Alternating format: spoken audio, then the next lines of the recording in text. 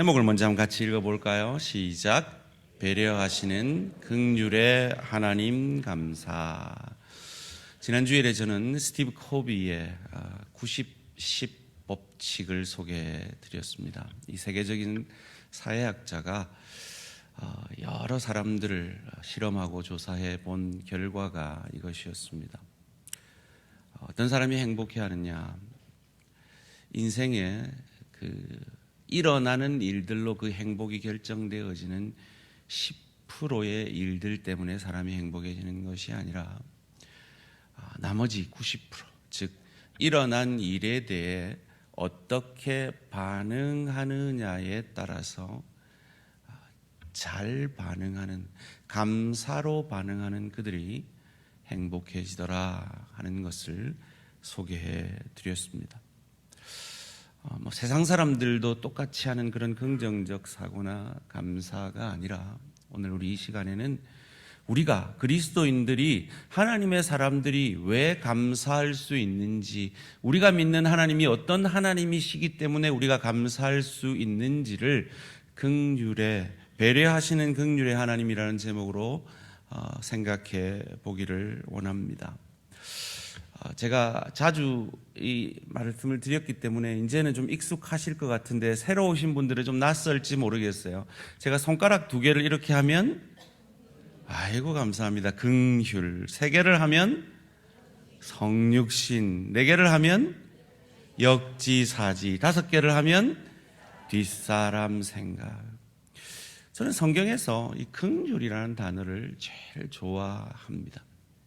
이 긍휼이라는 단어는 남의 입장이 되는 사랑이라는 뜻이 있는데요, 영어를 번역해 보면 그 뜻이 분명해진대요. compassion, sympathy라고 번역이 되는데 이걸 분석해 보면 come, 하나, passion, 마음, sim, 하나, pathy, 하나, 한 마음이라는 뜻이래요. 여러분, 인간적으로 답해 보세요. 신앙적으로 말고 인간적으로 답해 보세요. 부부가 하나 되려면 내가 지 마음이 돼야 됩니까? 지가 내 마음이 돼야 됩니까? 네, 지가 내 마음이 돼야 되죠, 그죠? 자, 그럼 신앙적으로 한번 답해 보세요. 부부가 하나가 되려면 지가 내 마음이 돼야 됩니까? 내가 지 마음이 돼야 됩니까? 그게 긍휼, 예수님의 마음입니다. 예수님이 우리 보고 내같이 되면 너 구원해 줄게 라고 했으면 우리 중 구원 얻을 자가 누가 있었겠습니까? 그 예수님이 긍휼의 사랑으로 성육신하시고 우리가 늘 지는 그 사탄의 시험을 우리 대신 이겨주시고 인간의 대표자가 되기 위해서 인간의 대표자인 세례 요한에게 세례받음으로 그 죄짐을 짊어지시고 십자가에서 내가 지은 모든 죄를 자기가 지은 것처럼 하나님의 나의 죄를 향한 그 심판을 나 대신 오롯이 받아주시고 그리고 사흘 만에 그 죽음을 이기고 부활하심으로 우리의 억만 가지 죄를 보지 아니하시고 내 안에 있는 예수를 주로 고백하는 그 믿음 하나 보시고 우리를 하나님의 자녀 삼아주시고 천국 백성 되게 하신 이 긍휼의 사랑이 여기 계신 우리 모든 대한가족들의 믿음이 되시기를 주님의 이름으로 축원합니다. 지난주일 저는 향유를 드린 그 사건이 2번 있었다라고 말씀을 드렸죠. 초기 사건을 누가복음이 기록하고 있고 말기, 즉 예수님이 십자가 지시기 직전의 향유 사건이 요한복음과 마태, 마가복음에 기록되어 있다라고 그랬습니다. 그런데 같은 사건을 기록하고 있는 요한과 마태와 마가가 조금 다르게 이 사건을 언급하고 있다라고 말씀을 드렸죠.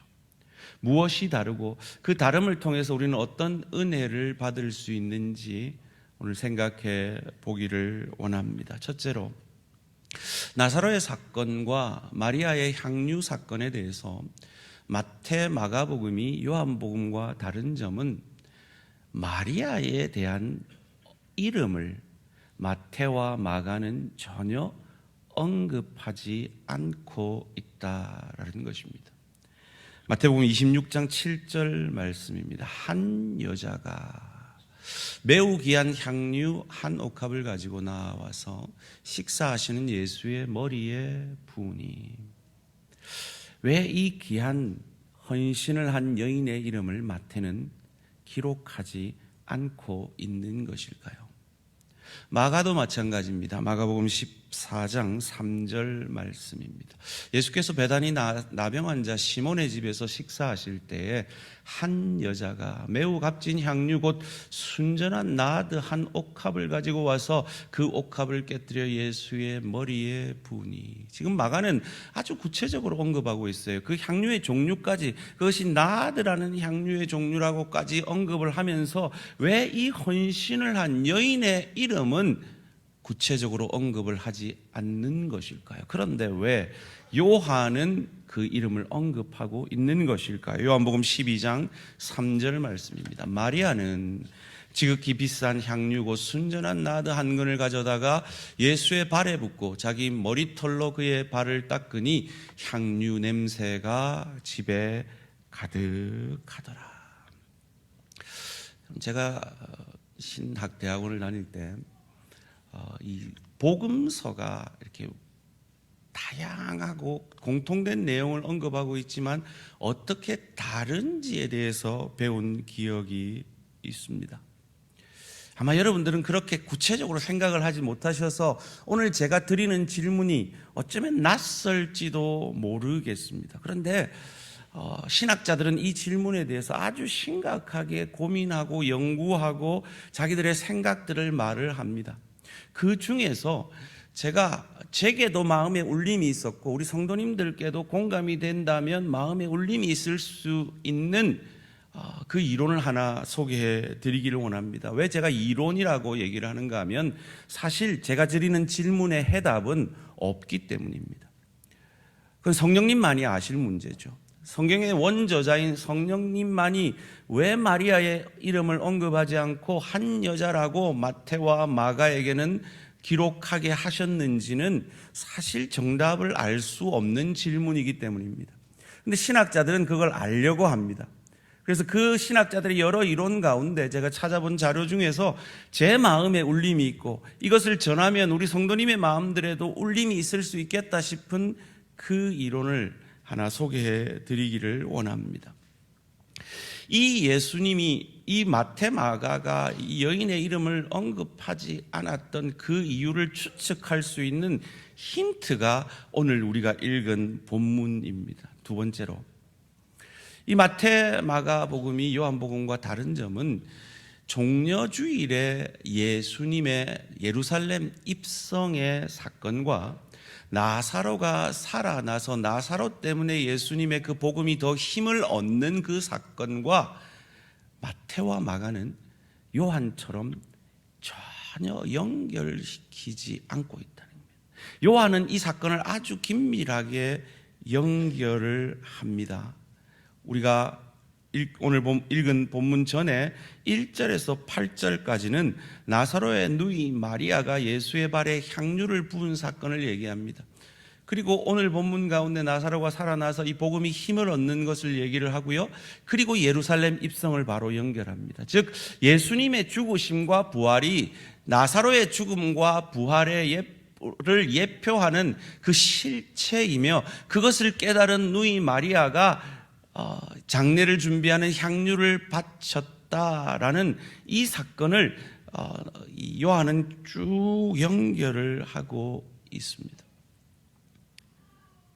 오늘 이 향유를 부은 사건과 예루살렘 입성 사건에 나사로가 살아난 나사로가 등장합니다. 오늘 보면 9절 말씀입니다.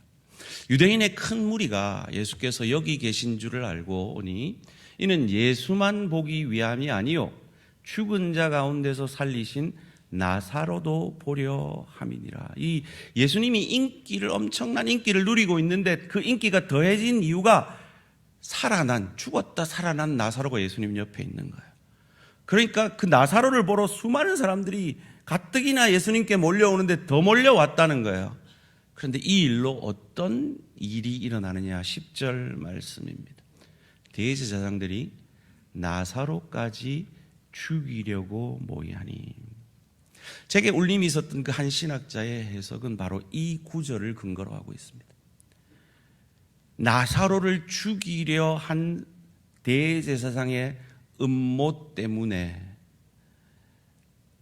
마리아의 이름을 마태와 마가는 기록하지 않았다라는 것이죠. 이어지는 11절 말씀입니다.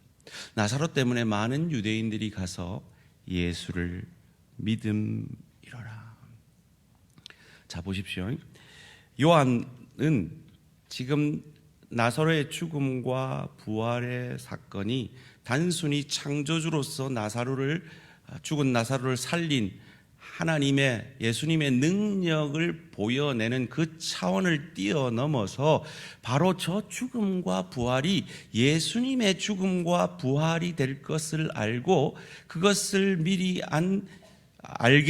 깨닫게 된 마리아가 그의 장례를 준비하기 위해서 향유를 부은 사건을 연결하고 있고, 그리고 죽은 나사로가 살아난 사건과 예루살렘의 종려주일에 호산나 환호를 받으면서 열광적인 인기 속에서 예루살렘에 입성을 하는 그 사건이 오롯이 연결이 되고 있는 겁니다.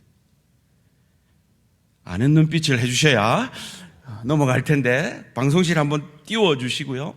나사로의 죽음과 살아남이 마리아의 향유 사건을 통해서 그저 기적이 아니라 예수님의 장례를 준비하며 그 나사로의 죽음과 살아남이 예수님의 죽음과 살아남임을 요한은 지금 우리에게 메시지를 전하고 있는 거예요. 그래서 나사로가 예수님 옆에 있으니까 이 사람들이 나사로를 죽이려 합니다. 그래서 예수님이 예루살렘 입성했을 때 예수님을 죽이는 것이죠. 그런데 이 요한의 신학의 흐름과 마태, 마가는 전혀 다릅니다. 마태복음요, 예루살렘 입성 사건을 21장에 기록하고 있습니다. 그리고 마리아의 향유 사건은 26장에 뚝 띄어져 있습니다. 그리고 이름도 기록하지 않습니다. 마가도 예루살렘 입성 사건을 마가복음 11장에 기록하고 있습니다. 그리고 마리아의 향유 사건을 이름도 기록하지 않은 채 14장에 기록하고 있습니다. 그리고 마태와 마가, 누가는 이 놀라운 나사로의 죽었다 살아난 사건을 전혀 언급하지 않고 있습니다. 왜일까요? 정답은 모른다가 맞습니다. 그런데 모르는 걸 알려고 하는 사람들이 신학자들이고, 그 신학자들의 해석이 전체 성경이 말하고자 하는 메시지와 이게 부합하다면 우리는 그 신학자들의 해석을 한 번쯤 그럴듯한 추측으로 이해해 보는 것도 우리의 신앙에 도움이 될 듯합니다. 지금 분위기가 어떤 분위기입니까? 죽었다 살아난 나사로를 죽이려 합니다. 왜요? 그 나사로 때문에 예수님이 더 힘을 얻고 있기 때문에. 이어지는 본문 속에서 이 바리새인들이 거의 자포자기합니다. 끝났다. 이제 예수가 왕 되는 건 시간 문제다라고 자포자기할 정도로 나사로가 죽었다 살아난 사건은 예수님께 엄청난 인기를, 힘을 부여해 줍니다. 그래서 그들이 나사로를 죽이려 합니다. 그래서 나사로의 가족이 살아있을 무렵쯤일지도 모를 때 가장 먼저 쓰여진 마가복음과 마태복음에는 마치 지금 위험한 지역, 이슬람 지역으로 선교간 선교사들의 이름이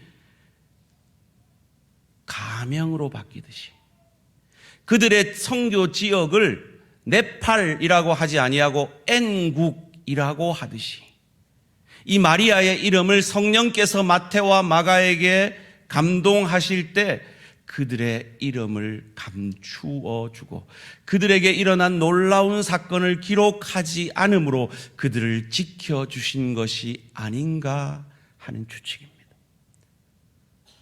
저는 이 추측에 제 마음에 울림이 있었던 건 그건 내가 믿는 하나님과 너무나 맞는 해석이었기 때문입니다. 그런데 왜 요한복음에는 기록했는가? 요한복음은 복음서 중에 가장 마지막에 기록된 책입니다. 그러니까 그때는 이미 이 나사로의 가족들이 다 죽었거나 안전했을 가능성이 있다라는 것이죠. 오늘 혹시 설교의 제목이 기억나십니까? 배려하시는 긍휼의 하나님을 저는 이 해석 가운데 만나게 됩니다. 그리고 내가 그 동일한 하나님을 믿고 있다는 것이 너무 감사했습니다. 내 사랑하는 지체들이 암으로 고생하는 그 아픔을 함께 아파하면서도, 사랑하는 내 지체들이 경제적 어려움으로 힘들어하는 그 시간들을 기도로 함께 하면서도, 사랑하는 지체들이 여러 가지 관계의 갈등 속에서 힘들어하는 그 시간들을 함께 기도하며 회복되기를 함께 애쓰는 그 가운데서도, 여러 가지 질병과 어려움과 상황 속에서 힘들어하는 내 지체들이 있음에도 우리를 구원하시고 이끄시는 하나님이시, 배려하시는 긍휼의 하나님이시라는, 그래서 내 생각과 다르지만 내 생각보다 훨씬 넓고 깊고 크게 일하시는 배려하시는 긍휼의 하나님이 내가 원하는 풍요의 축복은 아닐지라도 내게 더 필요하고 내게 더 소중한 깊이의 축복을 통해서 이 땅의 금생의 축복뿐만 아니라 저 내생의 축복, 저 좋은 천국을 누리고 즐길 수 있는 실력과 인격의 하늘 상급 주시고자, 저 나라의 주인인 예수님을 조금 더 닮게 하고자 배려하시고 긍휼로 우리를 이끌어가고 계심이 믿어지니까 이 가을이 감사한 가을이 되더라고요. 사랑하는 성도님들, 지금 어떤 어려움 속에 있습니까? 다음 주일이 추수감사주일인데 전혀 감사하는 마음이 생기지 않게 하는 어떤 현실 속에서, 어떤 마음 상태 속에서, 어떤 관계 속에서 여러분은 이 감사절을 맞이하고 있습니까? 믿으십시오. 저와 여러분이 믿는 하나님은 그 상황 속에서, 우리가 마태 마가가 마리아 이름 왜 쓰지 않은 걸 우리가 어떻게 알겠어요? 마리아 입장에서는 얼마나 섭섭해요. 내가 드린 헌신이 얼만데. 나사로 입장에서는 자기가 죽었다 살아난 사건, 이 기적 같은 사건을 기록하지 않는 게 얼마나 섭섭해요. 그런데 그 섭섭함 뒤에 하나님의 배려하심이 있었다는 그 신학자의 해석이 바로 저 하늘 보좌를 버리고 이 땅에 내 입장이 되어서 성육신하시고 짐승 같은 삶을 사는 나의 밥이 되어 주시기 위해 인간이 되어 주신 그 예수님에 대한 해석이기에, 내가 늘 지는 그 사탄의 시험을 나 대신 이겨주신 그 예수님에 대한 해석이기에, 나를 대신하여 죄인의 대표자가 되기 위해서 세례를 받으시고 내가 진 죄를 자기가 진 것처럼 짊어지신 그 예수님에 대한 해석이기에, 내가 지은 모든 죄를 자기가 진 것처럼 십자가에 죽어주신 그 예수님에 대한 해석이기에, 그러나 무력하게 죽고 끝난 것이 아니라 그 죽음을 이기고 죄를 이기고 부활하신 그 예수님에 대한 해석이 배려하시는 긍휼의 하나님으로서, 마리아는 당장 섭섭할지 몰라도 마리아의 이름을 마테마가에게 성령의 가마를 주실 때 빼버리고, 나사로는 당장 섭섭할지 몰라도 그의 가족을 보호하기 위해서 그의 가족이 위험할 수 있는 그때에 기록되었을지 모르는 초창기 복음서에는 그들의 사역을 빼버리고, 그들이 이 땅에 없을 때 혹은 안전할 때 요한복음을 통해서 그의 죽음이 예수의 죽음이고 그의 살아남이 예수의 부활이며 그의 누이 마리아가 드렸던 그 헌신이 바로 그 예수의 죽음과 부활함이 나의 죽음과 부활인 것을 깨닫고 감사함으로 드리는 향유임을 요한을 통해서는 우리에게 가르쳐 주시는 그 배려하시는 긍휼의 하나님이 저와 여러분의 인생을 지금도 인도하고 계시는 동일하신 하나님임을 믿으시기를 주님의 이름으로 축원합니다. 그리할 때 우리의 마음에는 환경이 아니라 형편처지가 아니라 나를 인도하시는 하나님 자신이 감사의 제목이 되어질 수 있을 줄 믿습니다. 우리가 이 긍휼의 사랑을 받았으니 그럼 우리는 어찌해야 할까요?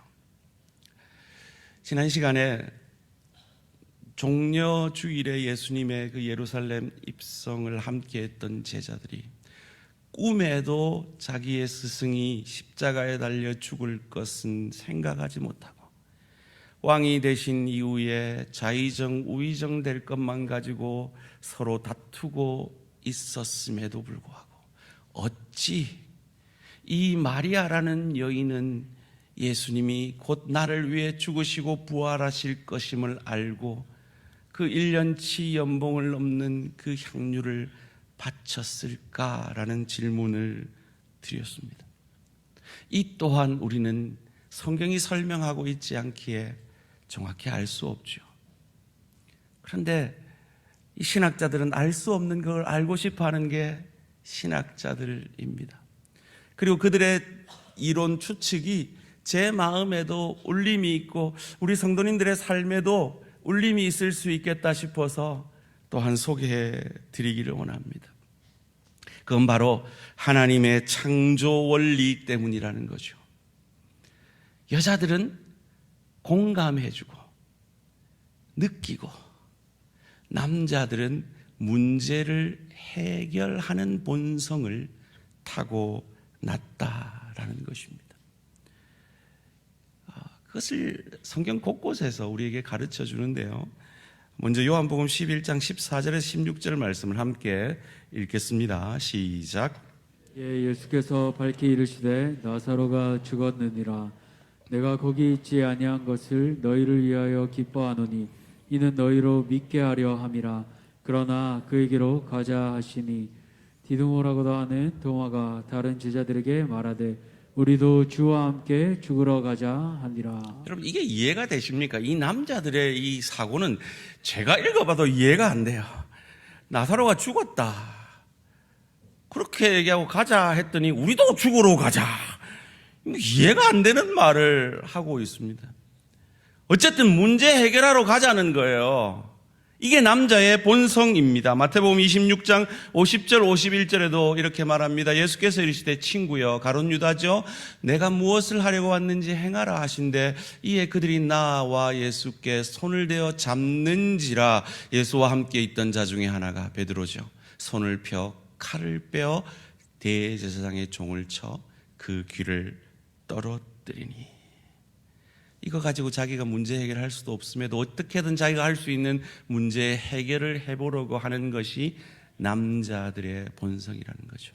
믿음이 있고 없고 전에 남자의 본성은 어떤 문제가 일어나면 문제를 해결하려는 것이지요. 근데 여자들은 어떻습니까? 그냥 같이 슬퍼하는 거죠. 같이 공감해 주는 거죠. 그 고민이 느껴지는 거죠.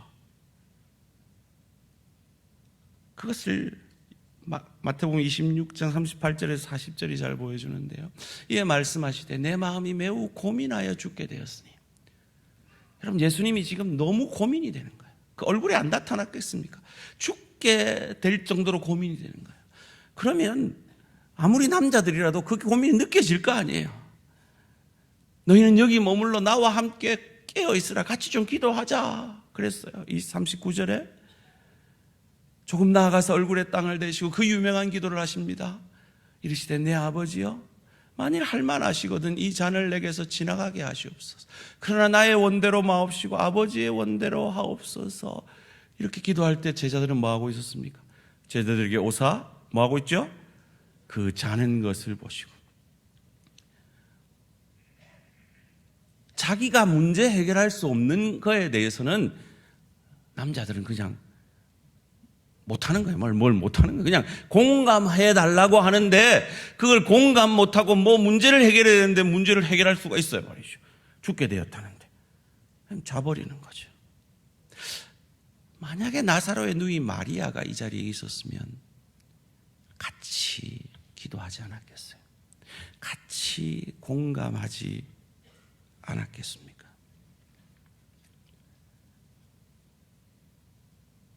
남자 제자들이 믿음이 있고 없고 전에 함께 죽으러 가자 할 정도의 제자들이었는데 이렇게 주님이 겟셋마네 동산에서 고민하여 죽게 되었다고 함께 기도하자고 할 때 공감해 주지 못하고 그저 자버리는 이 모습이 바로 창조 원리의 남자들의 모습이라는 거죠. 그런데 마리아는 그 예수님의 마음이 느껴진 거죠. 물론 예수님이 제자들에게도 수없이 말했습니다. 내가 십자가에 죽을 것이고 부활할 것이다 말했습니다. 그런데 욕망에 사로잡혀 있는 뭔가 성취하려는 그 남자들의 귀에는 그게 전혀 들리지가 않는 거예요. 성취지향적인 남자들에게는, 제자들에게는 전혀 들리지 않은 거예요. 그런데 예수님에 대한 애끓는 마음과 공감의 마음이 있었던 이 창조 원리의 이 여인인 마리아에게는 그게 들려졌을 겁니다. 그리고 예수님의 장례를 준비하고 그 예수님의 슬픔을 함께 공감하고 있었다는 거죠. 이 주장을 하는 목사님이 예를 하나 드는데 사실 제가 그 예 때문에 공감이 됐어요.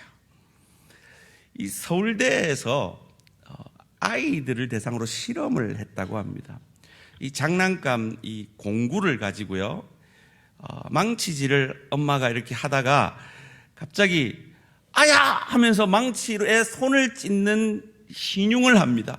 그리고 엄마가 울어요. 이렇게 울 때 옆에 있는 여자아이들은 같이 울어요. 하고 엄마하고 같이 우는데 대부분의 남자아이들은 멀뚱멀뚱 눈만 뜨고 엄마를 이상한 눈으로 쳐다봅니다.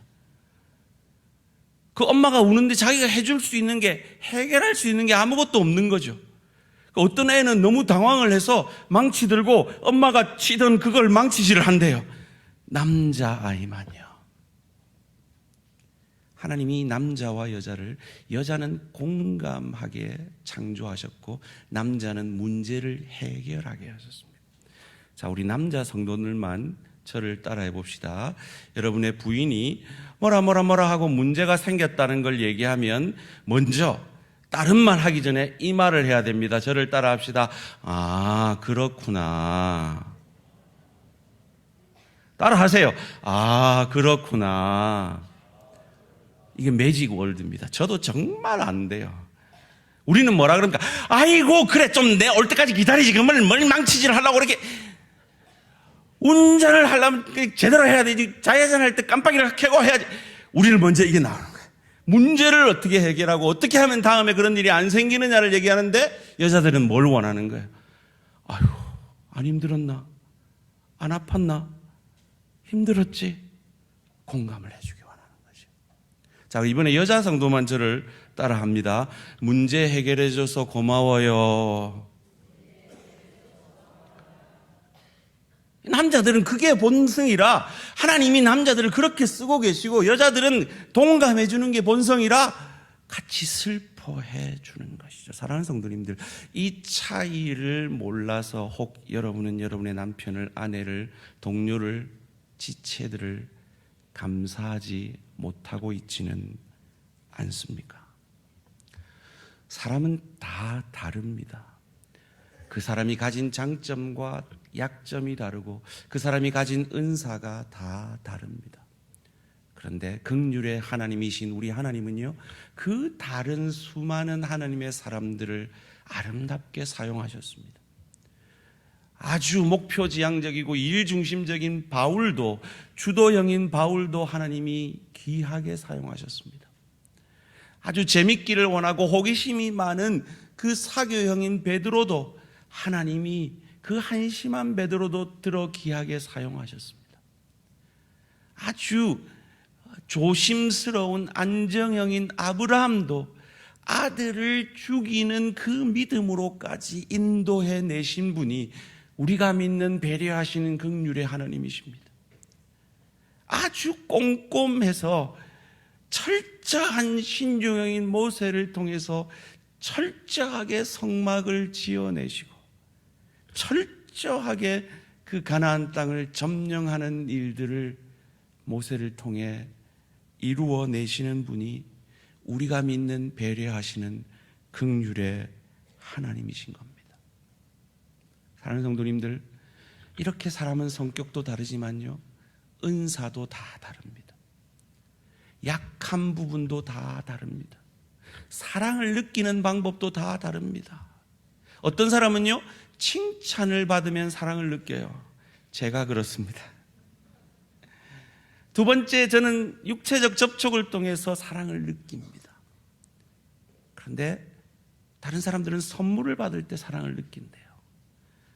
저희 아내는 봉사를 해주면 사랑을 느낍니다. 제가 아무리 칭찬해줘도 전혀 사랑을 못 느껴요. 제가 설거지 한번 해주면 그게 사랑을 느끼더라고요. 그리고 함께하는 시간을 통해 사랑을 느낍니다.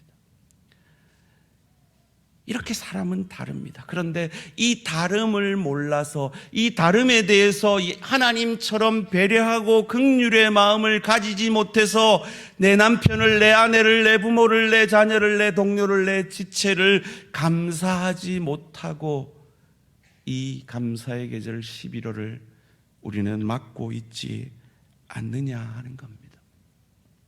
한번 따라해 봅시다. 진리 안에서 다른 것은 다를 뿐이지 나쁜 것이 아닙니다. 우리 옆 사람에게 이렇게 고백해 드립시다. 저는 아직 공사 중입니다. 다시 정중하게 고백합시다. 불편을 끼쳐드려 대단히 죄송합니다. 그렇습니다. 우리는 다 부족합니다. 우리는 다 연약합니다. 우리는 다 실수합니다. 우리는 다 넘어집니다. 알면서도 못하는 것이 우리입니다.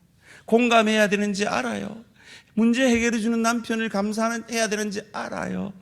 그런데 우리의 시선은, 죄된 우리의 시선은 못하는 그것에, 안 해주는 그것에 초점이 맞춰져서 정말 내가 감사해야 될 내 남편, 내 아내, 내 부모, 내 자녀, 내 동료, 내 지체들을 감사하지 못하며 이 11월을 맞이하고 있지는 않습니까?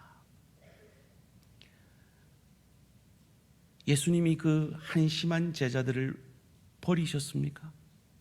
아니요.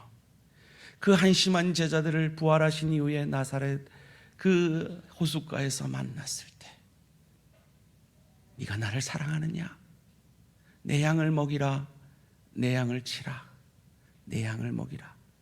다시 한번 그들에게 사명을 맡겨 주심으로 그들을 세워 가시는 것처럼, 실망한 내 남편, 싫은 내 아내, 내 동료, 내 지체에 향하여, 나같이 한심한 인간을 향하여서 긍휼의 사랑으로 구원하여 주시고, 지금도 그 긍휼의 사랑으로 나를 인도해 주시고 나를 배려해 주시는 그 하나님이, 좀 섭섭한 일이 있죠.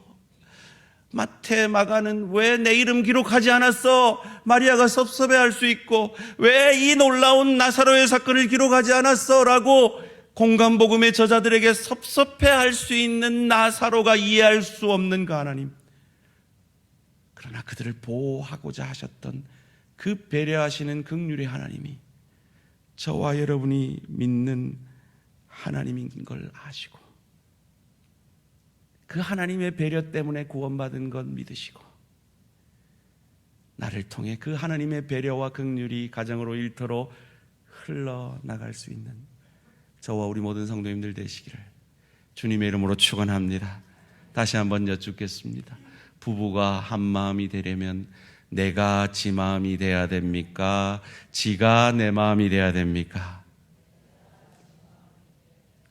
믿으십니까? 그게 뭐라고요? 그게 뭐라고요? 그게 뭐라고요? 그게 뭐라고요? 그런 의미에서 건강한 분들에게 여쭙겠습니다. 지금 여러분의 차는 어디에 주차되어 계십니까? 사역을 하지 않는 분들에게 여쭙고 싶습니다. 1인 1사역을 그토록 목 놓아 외쳤지만